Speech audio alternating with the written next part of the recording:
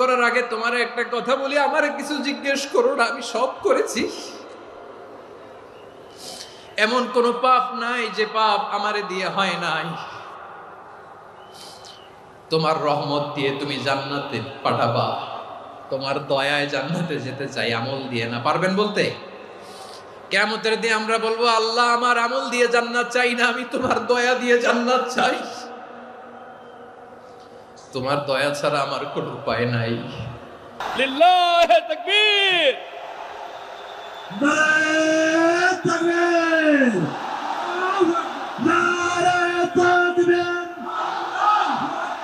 মিজানুর রহমান আদের সাহেবের আগমন পটুয়াখালীর পক্ষ থেকে। প্রিয় পটুয়াখালীবাসী, আপনারা কেমন আছেন সবাই?